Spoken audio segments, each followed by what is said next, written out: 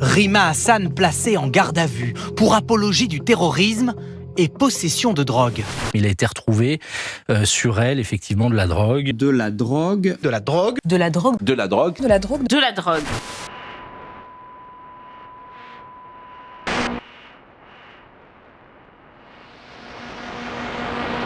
À la une, ce jeudi, l'eurodéputé Rima Hassan en garde à vue pour apologie du terrorisme. Et il y a une affaire dans l'affaire, puisqu'en garde à vue, les policiers ont trouvé dans son sac quelques grammes de drogue de synthèse.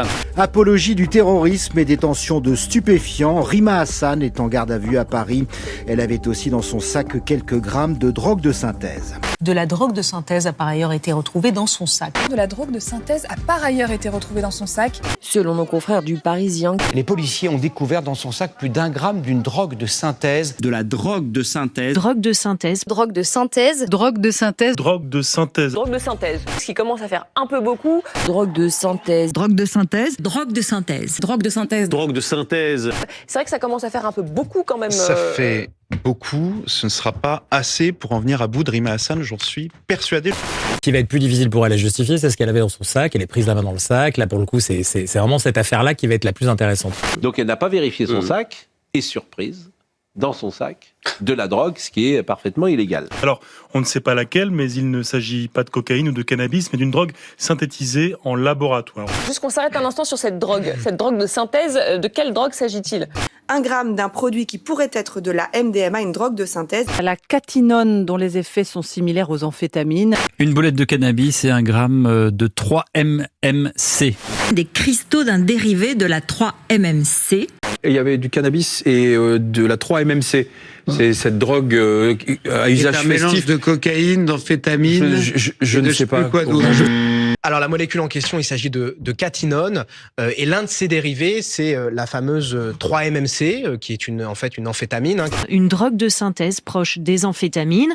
Là, c'est une drogue dure, on ne parle pas de cannabis.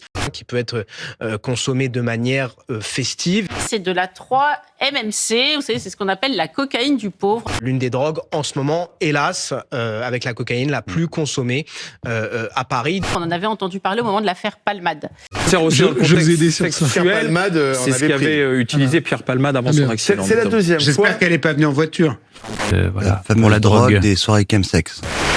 2 grammes, c'est conséquent. Ça fait plusieurs dizaines de doses. Donc elle est aussi entendue pour ce volet-là, d'avoir apporté de la drogue dans son sac à dos. En tout cas, d'en détenir. Pour la convocation. Et manifestement, peut-être aussi d'en avoir fait usage. Usage, transport et détention de produits stupéfiants. Ce dont on parle là, c'est est-ce que, à votre avis, on doit aller chez Rima Hassan faire une perquisition parce qu'on a trouvé de la drogue dans son sac? La logique, c'est quand même d'aller chez Madame Rima Hassan. Qu'est-ce que vous en pensez? La France Insoumise est une nouvelle fois sous le feu des critiques. Mais du côté de LFI, on parle d'acharnement. Oui, alors c'est la stratégie classique de victimisation. On attend qu'elle ou son avocat s'exprime, glisse tout de même un insoumis, gêné aux entournures sur ce point de l'histoire. Marion Maréchal a traité sur X, je crois qu'elle n'a pas pu s'en empêcher, c'était très tentant, LFI de narco-parti. Est-ce que vous rejoignez Marion Maréchal qui dit que la France Insoumise est un narco-État? Vous allez dire comme Marion Maréchal, est-ce que vous allez jusqu'à dire que la France Insoumise est un narco-parti? LFI est un narco-parti, voilà, qui effectivement est dit en peu de mots. Je trouve que cette affaire de drogue, effectivement, absolument hallucinante, avec laquelle Rima Hassan s'est introduite dans un commissariat, est tout sauf anecdotique, puisqu'on voit le pari extrêmement risqué, pour ne pas dire toxique, que Jean-Luc Mélenchon a fait depuis quelques années. Jean-Luc Mélenchon a décidé de confier les clés de son parti à des gens totalement incontrôlables, et cette affaire de drogue vient le prouver. En même temps, je suis pas du tout surpris, si vous voulez. Donc voilà, je pense qu'en plus, Rima Hassan... Elle a besoin de soins, peut-être, d'injonction de soins. À mon avis, c'est le sentiment. Elle a tellement un sentiment d'impunité qu'elle pouvait pas... À mon avis, ça lui a même pas traversé l'esprit qu'elle devait faire attention. En plus, elle est juriste, je ne sais pas pourquoi elle n'a pas vidé son sac. Enfin, à un moment, elle a... Pour moi, Rima Hassan, si vous voulez, elle est limite... je dirais pas folle, mais quand même déraisonnable. Elle est convoquée sous le régime de la garde à vue. Elle vient avec un sac avec de la drogue dedans. C'est de l'inconscient. C'est pour ça que je vous dis qu'à mon sens, on n'est pas loin de la déraison totale.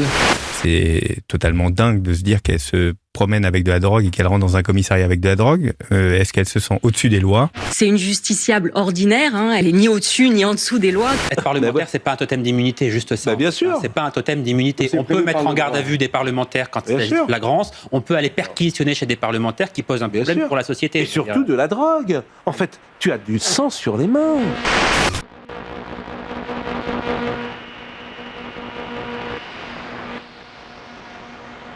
Je pense que c'est une histoire de vocable, s'apparentant. Le communiqué du parquet dit la fouille des effets de Rima Hassan a révélé la présence de matières s'apparentant d'une part à du CBD et d'autre part à de la 3-MMC. Mais c'est très bizarre de la part du parquet qui est très prudent en général. C'est pour ça que je vous dis, gardons la prudence nous aussi de notre côté.